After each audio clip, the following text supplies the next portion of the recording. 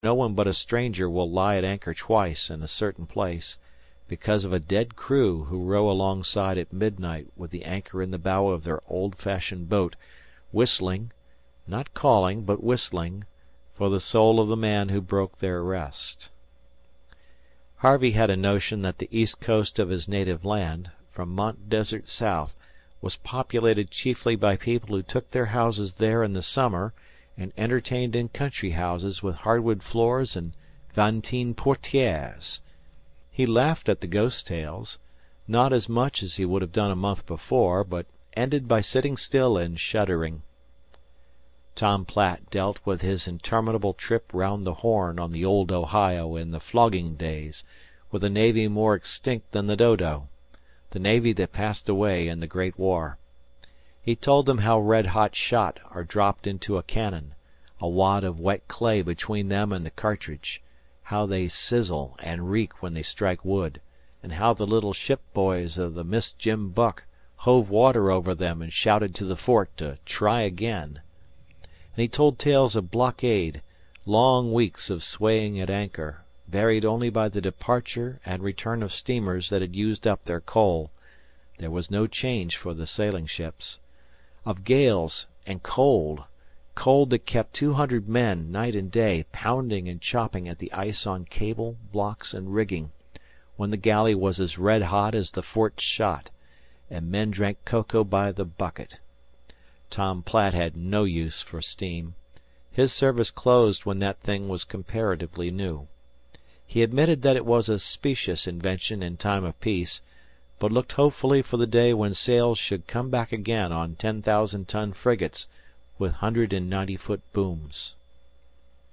Manuel's talk was slow and gentle, all about pretty girls in Madeira washing clothes in the dry beds of streams, by moonlight, under waving bananas, legends of saints, and tales of queer dances or fights away in the cold Newfoundland baiting ports.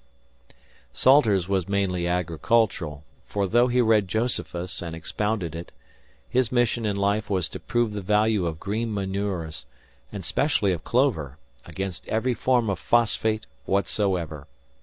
He grew libellous about phosphates. He dragged greasy orange Judd books from his bunk and intoned them, wagging his finger at Harvey, to whom it was all Greek. Little Penn was so genuinely pained when Harvey made fun of Salter's lectures that the boy gave it up, and suffered in polite silence. That was very good for Harvey. The cook naturally did not join in these conversations. As a rule, he spoke only when it was absolutely necessary. But at times a queer gift of speech descended on him, and he held forth, half in Gaelic, half in broken English, an hour at a time. He was specially communicative with the boys, and he never withdrew his prophecy that one day Harvey would be Dan's master, and that he would see it. He told them of mail carrying in the winter up Cape Breton way, of the dog train that goes to Coudray, and of the ram steamer Arctic that breaks the ice between the mainland and Prince Edward Island. Then he told them stories that his mother had told him, of life far to the southward, where water never froze, and he said that when he died his soul would go to lie down on a warm white beach of sand, with palm trees waving above. That seemed to the boys a very odd idea for a man who had never seen a palm in his life. Then, too, regularly at each meal, he would ask Harvey, and Harvey alone, whether the cooking was to his taste, and this always made the second half laugh. Yet they had a great respect for the cook's judgment, and in their hearts considered Harvey something of a mascot by consequence. And while Harvey was taking in knowledge of new things at each pore, and hard health with every gulp of the good air, the We're Here went her ways and did her business on the bank, and the silvery gray kenches of well-pressed fish mounted higher and higher in the hold. No one day's work was out of the common, but the average days were many and close together. Naturally, a man of Disko's reputation was closely watched. Scrouged upon, Dan called it, by his neighbors, but he had a very pretty knack of giving them the slip through the curdling, glidy fog banks. Disko avoided company for two reasons. He wished to make his own experiments in the first place, and in the second he objected to the mixed gatherings of a fleet of all nations. The bulk of them were mainly Gloucester boats, with a scattering from Provincetown, Harwich, Chatham, and some of the Maine ports, but the crews drew from goodness knows where. Risk breeds recklessness, and when greed is added there are fine chances for every kind of accident in the crowded fleet, which, like a mob of sheep, is huddled round some unrecognized leader. "Let the two Geralds lead them," said Disko. "We're bound to lay among 'em for a spell on the eastern shoals, though if luck holds we won't hev to lay long. Where we are now, Harve, ain't considered noways good ground." "Ain't it?"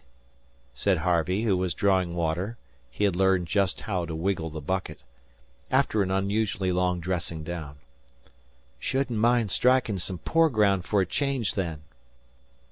"All the ground I want to see don't want a striker is Eastern Point," said Dan. "Say, Dad, it looks as if we wouldn't have to wait more'n 2 weeks on the shoals. You'll meet all the company you want then, Harve. That's the time we begin to work. No regular meals for no one then. Mug up when you're hungry, and sleep when you can't keep awake.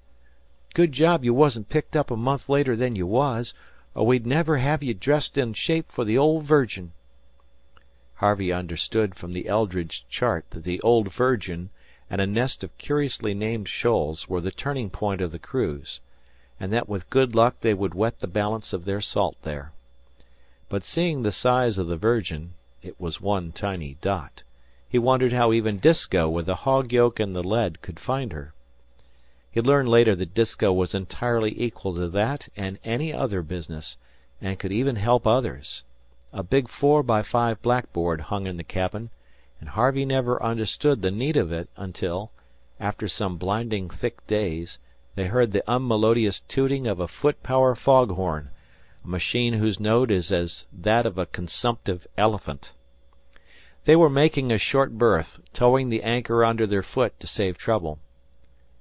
"Square rigger bellowin' for his latitude," said Long Jack.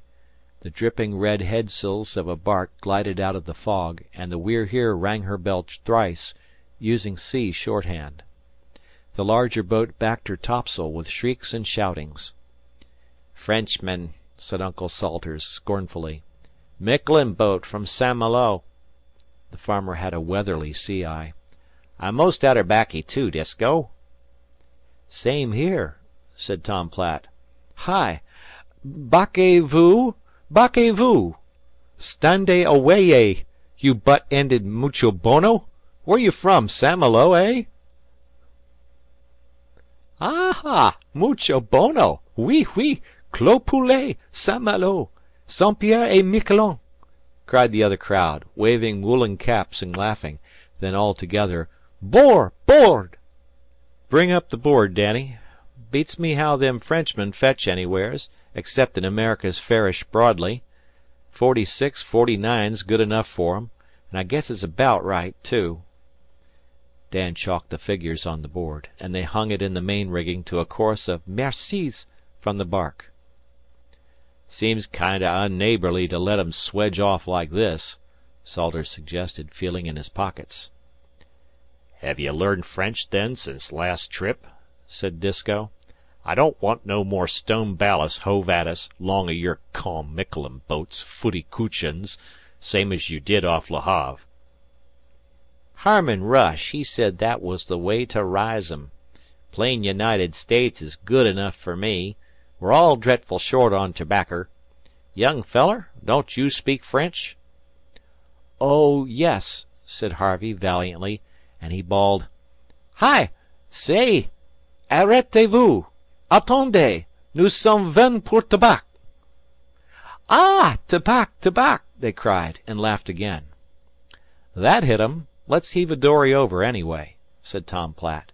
"I don't exactly hold no certificates on French, but I know another lingo that goes, I guess. Come on, Harve, and interpret." The raffle and confusion when he and Harvey were hauled up the barque's black side was indescribable. Her cabin was all stuck round with glaring coloured prints of the Virgin of Newfoundland, they called her. Harvey found his French of no recognized Bank brand.